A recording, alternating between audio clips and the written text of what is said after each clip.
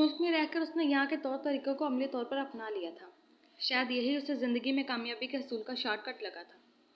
मेरे पास पछतावों के अंबार थे और हारून का मुतालबा अब भी ज़िंदा था। एक आध बार तो किसी काम से तंग आकर समीर ने यहाँ तक मुझे कह दिया कि मुझे हारून के साथ शादी कर लेनी चाहिए। जाने कब और कहाँ उसने कुछ ऐसा सुन लिया था, मैं शर्मिंदगी से गट सी गई थी और उसने नज़रें चुरा गई। इसमें हर्ज ही क्या है मॉम? पापा के बाद आपने कितनी मुश्किल ज़िंदगी गुजारी है, तन्हा रही हैं, कोई सज़ा तो नहीं आपको? पापा मर गए और आप जीते जी मर जाएं। वो क्या कहते हैं इंडिया में कि खावंद मरता है तो औरत को ज़िंदा इसके साथ दफन कर देते हैं। उसका एक नाम होता है। वो सोच रहा था और लफ्ज़ सत्ती इसके जहन में नहीं आ रहा था। अपनी ताज़ा हिंदू गर्लफ्रेंड से पूछ लेना, मैंने गुस्से से कहा तो वो हंस दिया। वो ऐसा ही था, अपनी ज़िंदगी अपने ढप से गुजारने को घर से चला गया था, मगर इसे मेरा ख्याल भी था। मेरी एक पुकार पर चला आता और माथे पर बल भी नहीं लाता था। अपनी हर गर्लफ्रेंड से वो मुझे ज़रूर मिलवाता था। इत्तेफाक से इसकी नज़र इंतखाब हमेशा हिंदू और ईसाई लड़कियों पर ही पड़ती थी। इसकी हालिया गर्लफ्रेंड सुमांथा ना सिर्फ ईसाई थी बल्कि एक शादीशुदा औरत थी। मैंने कहा था ना आपसे कि समीर एक दिन आपको छोड़कर चला जाएगा। लंच करते हुए हारून ने कहा था जब मैंने इसे बताया कि समीर कई दिनों से घर नहीं आया। फ़ोन पर भी कभी कभार मैसेज भेज देता है कि वो ठीक है और मेरी खैरियत भी दरियाफ्त कर लेता है। मेरी ख्वाहिश अब भी ज़िंदा है ज़ारा, उसने कहा था। पराठा कैसा बना है? मैंने उससे सवाल किया। कभी कभार अपना लंच बॉक्स तैयार करते हुए मैं उसके लिए भी एक पराठा बना लेती थी। उसकी बीवी जितना अच्छा तो नहीं होता था, मगर मैं जानती थी कि उसे पराठा कितना पसंद है। पराठा अच्छा है मगर मेरे किचन में बने तो और भी अच्छा होगा। इसने मुस्कुराकर कहा, किसी दिन बना लूँगी आपके किचन में भी आकर। मैं चाहता हूँ कि आप हर रोज़ मेरे घर के किचन में पराठा बनाया करो। मैं काम पर चला जाऊँ तो इसके बाद आप कुछ काम वाम समेट कर आराम करो, सोफे पर बैठकर ड्रामे और फिल्में देखो। ना बाबा ना, मुझे ऐसी बेमकसद ज़िंदगी गुजारने की आदत नहीं है। मैंने उसकी तरफ देखे बगैर कहा, देखती तो पिघल जाती। क्या कभी आपका फ़ैसला बदलेगा ज़ारा? पता है अगले रोज़ समीर आया था। मैंने उससे लॉन की घास काटने बुलाया था और गाड़ी में वैक्यूम क्लीनर मारने के लिए। इतने से काम से तंग पड़ गया, मुझे कहने लगा कि मैं आपसे शादी कर लूँ। बात करने के बाद मुझे अपनी बेवकूफ़ी का अंदाज़ा हुआ और वो हंस दिया। उसे आपने बताया कि मेरी तरफ से आपके लिए रिश्ता आया हुआ है? उसने हंसते हुए कहा, नहीं मैंने नहीं बताया। उसने शायद कभी हमारे बीच ऐसे को बात करते हुए सुनी हो। उसने गहरी सांस ली। मैं तो उसे बेपरवाह सा लड़का समझता था, मगर अब जाना कि उसे आपका कितना ख्याल है और वह आपकी तन्हाई और बढ़ती उम्र के साथ पैदा होने वाले मिसाल का बेहतरीन हल पेश कर रहा है। मगर मैं नहीं कर सकती इस उम्र में किसी मर्द की गुलामी। गुलामी करने को कौन कह रहा है? आप जनाब दिल पर राज करने को आएंगी मेरी ज़िंदगी में। वो मुस्कुराया, जो मज़ा दोस्ती में है मुझे वही पसंद है। आप अपनी पेशकश को अब दफन कर दें, ये तो मेरे साथ ही दफन होगी। उसने संजीदगी से कहा, वैसे आप इतना हलाल और हराम के चक्कर में रहती हैं। ये मर्द और औरत के बीच की दोस्ती के हलाल और हराम के स्टेटस के बारे में आपका क्या ख्याल है? उसने सवाल किया था। हमारे बीच कोई गलत ताल्लुक नहीं है, मैंने कहकर खुद ही अपने अल्फाज के बोधे होने को जांचा।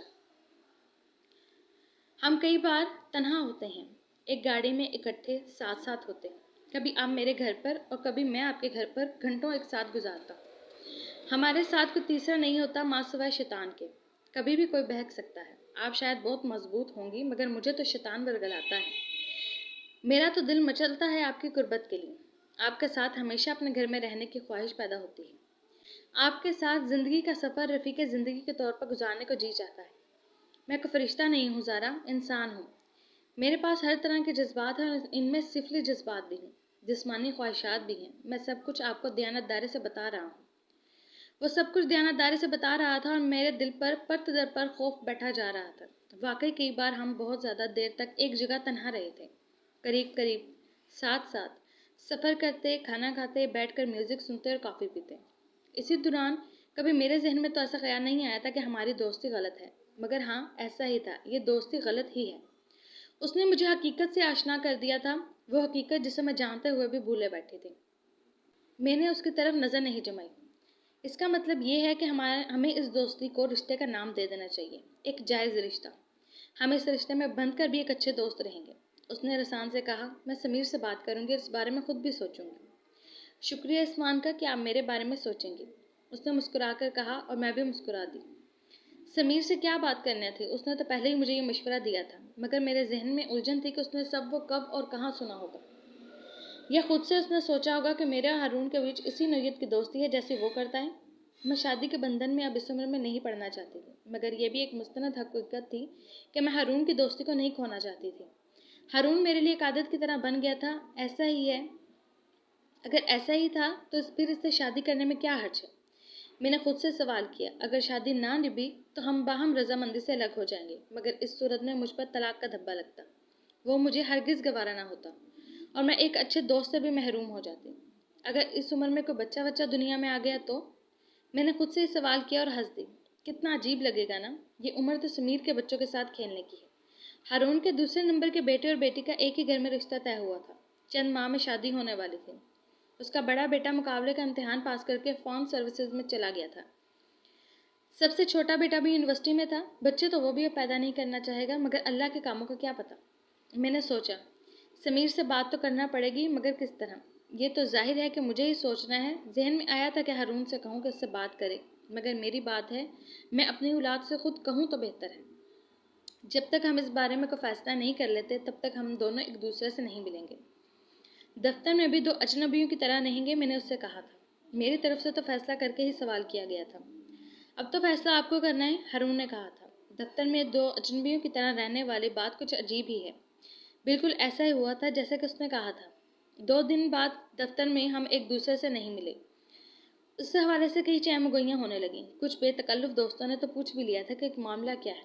اس پر میں نے اپنے فیصلے پر نظر ثانی کی کہ دفتر میں اجنبیت کا مظاہرہ کرنا اور پھر کل کلا کو شادی کرنے سے کئی طرح کے افواہیں جنم لیں گے، اور اس سے اگلے دن مجھے چند دن چائنیز وقت کے ساتھ رہنا تھا۔ اس کے بعد میں اور وہ اپنا لنچ اکٹھا کرنے کا معمول کو جاری رکھیں گے تاکہ لوگوں کے کان نہ کھڑے ہو جائیں۔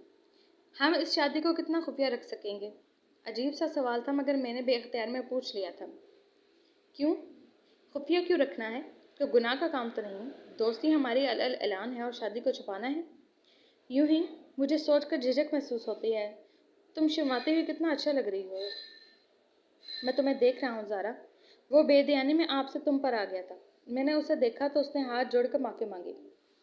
کوئی اور صورتحال ہوتی اور اس سے قبل وہ اپنے اندر کی کیفیت کا اظہار نہ کر چکا ہوتا تو میں اس کے ہاتھ تھام کر اسے معافی مانگنے سے منع کر دیتی، جیسے کہ ہم پہلی دوستی میں کرتے تھے۔ اب ہر چیز میں گہری سوچ کا عنصر شامل ہو گیا تھا۔ آپ نے ان دنوں کہیں بیرون ملک کا سفر کیا ہے؟ ڈاکٹر نے سوال کیا تھا۔ میں کچھ ٹیسٹ لکھ رہا ہوں۔ مجھے شک ہے کہ آپ کو کوئی بہت شدید انفیکشن ہوا ہے۔ ایک سی ٹی اسکین بھی لکھا ہے۔ سب کچھ ایمرجنسی میں ٹیسٹ ہوگا۔ اس کی رپورٹیں ملیں تو مجھے فون پر رابطہ کرنا ہے۔ ڈاکٹر نے ٹیسٹوں کی ایک فہرست مجھے پکڑائی اور میں ہسپتال کی طرف روانہ ہوئی۔ بخار کے لیے سویرے گھر سے دوا لے کر نکلی تھی، اس لیے بخار کا زور کم تھا، مگر جسم اور بالخصوص سینے کا درد قائم تھا۔ اسپتال کے ویٹنگ ایریا میں بیٹھے ہوئے میں یوں کانپ رہی تھی جیسے کوئی سردی سے کانپ رہا ہو۔ کمزوری حد سے سوا تھی۔ میں نے نرس سے درخواست کی کہ وہ میرے ٹیسٹ فوری کروا دے، کیونکہ میں بہت تکلیف میں تھی۔ کھانس کر میرا برا حال ہو گیا تھا۔ ارد گرد بیٹھے ہوئے 2-3 لوگوں نے میری نرس سے بات چیت کو سنا اور اس سے کہا کہ انہیں کوئی اعتراض نہیں تھا اگر مجھے پہلے ٹیسٹ کے لیے لے جایا جاتا۔ سی ٹی اسکین میرا آخری ٹیسٹ تھا۔ اس کے بعد مجھے باہر بیٹھ کر انتظار کرنا تھا۔ آپ سب لوگ یہاں سے اٹھ جائیں، نرس نے مائک میں کہا تھا، سوائے اس سبز لباس والی خاتون کے۔ میں نے اٹھتے ہوئے دائیں بائیں دیکھا کہ کون خاتون سبز لباس میں تھی۔ آپ بیٹھی رہیں، نرس نے مائک میں بول کر اشارہ کیا۔ میں نے اپنے عقب میں دیکھا کہ سبز لباس والی خاتون نہ تھی۔ آپ میڈم جو مڑ کر دیکھ رہی ہیں، اس کا اشارہ واضح میری طرف تھا۔ آپ بیٹھی رہیں۔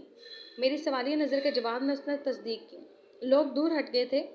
ان خاتون پر غالباً اسی وائرس کا حملہ ہوا ہے جس کا تذکرہ آج کل ہم ٹیلی ویژن اور اخباروں میں دیکھ اور سن رہے ہیں۔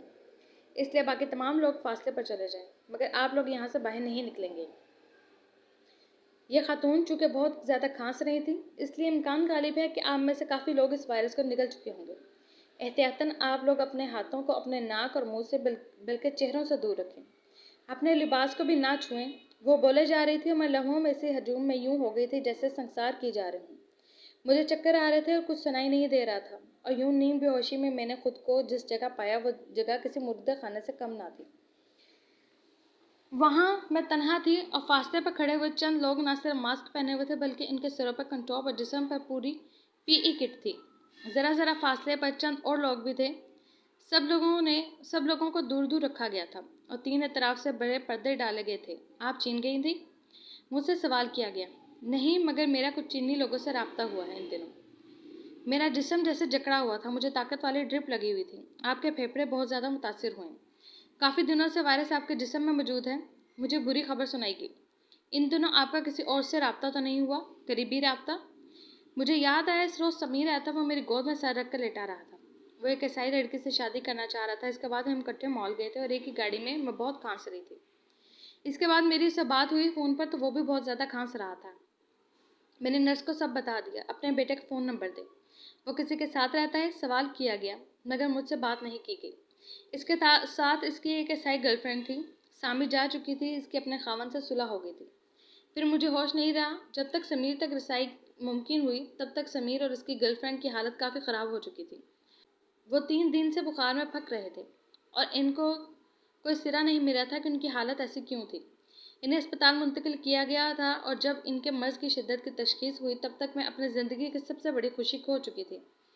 समीर तबी इमदाद देर से मिलने के बाद वायरस के हमले से जाँ पर ना हो सका था। इसकी गर्लफ्रेंड भी इससे अगले रोज़ उससे जा मिली थी और मैं इस कैद तन्हाई में बेखबर पड़ी रह गई थी। कोरोना वायरस, जिसके बारे में इस वक्त दुनिया भी वाकिफ ना हुई थी और चीन के एक सूबे में इसके मुतासरीन की इतला थी। वो सफ़र करके कहाँ इस खत्ते में पहुँच गया था। मैं इसके अवलीन मुतासरीन में थे। हमारे चीनी वक्त के अरकान में मुख्तलिफ अस्पतालों में ज़ेर इलाज थे। खून के नमूनों से इन्फेक्शन की तस्दीक हुई थी। इस वक्त कोरोना की टेस्टिंग किट भी मैसर ना थी। जब तक मैं घर लौटी तो मेरी दुनिया अंधेर हो चुकी थी। मुझे एहसास हुआ कि अगर सलमान की अम्मा इससे पहले ना मरती तो इसके मरने का सुनकर ज़रूर मर जाती। न चाहते हुए भी डॉक्टरों की कोशिश से मैं ज़िंदा बच गई। मगर मैं ज़िंदा कहाँ थी? एक जिस्म रह गया था जिसकी ज़रूरियात हैं और दिमाग ऑक्सीजन की कमी की मुतासर होने से जिस्मानी निज़ाम में कई तरह के खलल डल गए थे। कभी दौड़े पड़ने लगते और कभी सारा जिस्म सुन्न हो जाता। दिन रात की ड्यूटी पर नर्सें आती और मेरी देखभाल करती। वो जिन्हें दावा मोहब्बत था, इन्हें शायद मोहब्बत से ज़्यादा ज़रूरत थी। अब मैं नकारा हो चुकी थी। जानती हूँ कि ये चंद घड़ियों, दिनों या हफ्तों का मामला है कि उम्र की पूंजी ख़त्म हो जाएगी। अब मुझे तड़प पैदा हुई है कि काश मुझे कोई वापस वहाँ ले जाए जहाँ से मैं बड़ी शान से ये सोच कर निकली थी कि मैं दुनिया तस्खीर करने जा रही हूँ। दुनिया तो क्या सर होती, तही दामनी में वक्त भी हाथ से निकल गया। मगर किसी को ना अता है ना पता है पाकिस्तान का। मेरी शिनाख्त बेशिनाख्ती वाली है। जिस पासपोर्ट की खातर मैंने सब कुछ बर्बाद किया था, इस पासपोर्ट पर मेरे अपने वतन का ही वीज़ा नहीं है, क्योंकि मैंने कभी इसकी ज़रूरत ही महसूस नहीं की। इस गैर वतन से कभी मोहब्बत नहीं हुई और यहाँ की मिट्टी कभी अपने नहीं लगी, और वो मिट्टी जो अपनी थी उसे कभी अपना समझा ही नहीं।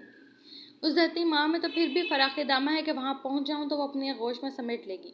मगर वहाँ पहुँचूँ कैसे? कौन है जिसे ये वसीयत करूँ कि मुझे वापस ले जाकर इस मिट्टी में मिला देता है, जिसे मिट्टी में मेरे सारे प्यारों के वजूद हैं।